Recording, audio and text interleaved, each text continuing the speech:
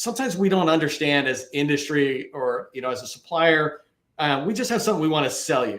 And since 2018, I've been saying, look, there's no conspiracy of the contracting officers to hold us smalls down or us hub zone firms. They don't talk to each other and do this.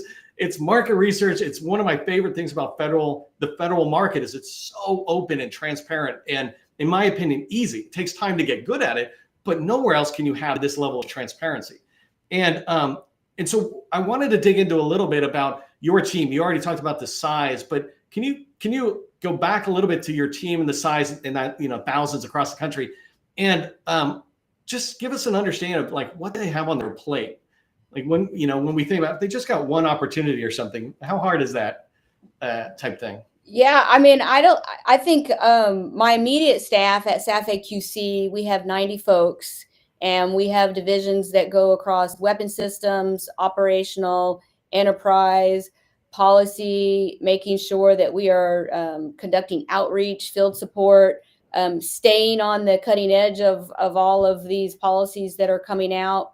We want to make sure that we're reaching across the headquarters staff here at the Pentagon, but then we also reach out to our senior contracting officials and make sure that we have conversations and relationships with them.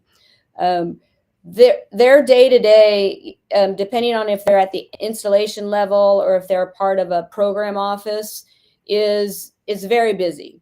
And so, what I really try to do is, I think we talked about it, Neil, a little bit earlier, is like, I look through the lens of alignment, prioritization, and simplification.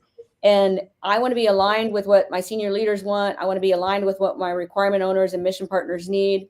I have to set my priorities. It's very hard at the installation level, and probably even your listeners day to day is like, how do you set your priorities for the day? How do you set your priorities for the week? I told you how we set the priorities for the year through our strategic plan.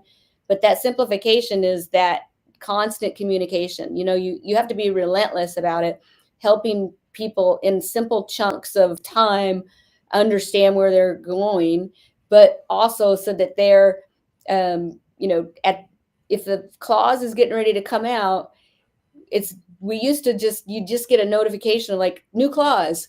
Well, now we understand is like nobody operates that way. You could have awarded a contract, at the 10 a.m. at the same time that the clause came out, but how do we message what's coming down the pipeline as fast as we know it?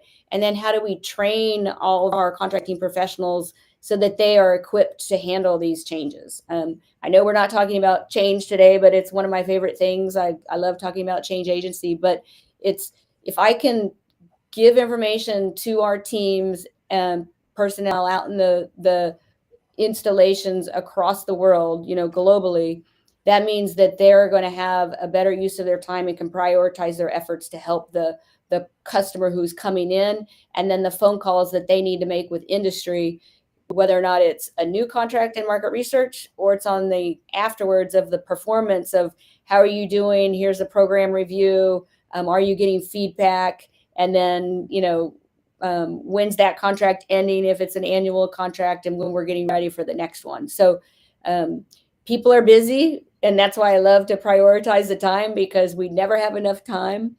But yeah. I just think that our folks out in the field are awesome. They are very passionate about contracting. They want to help other people learn about contracting. They do like talking to small businesses about contracting, but we love partnering with our small business specialists as well.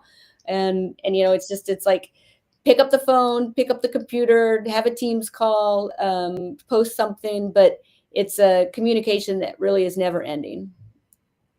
That's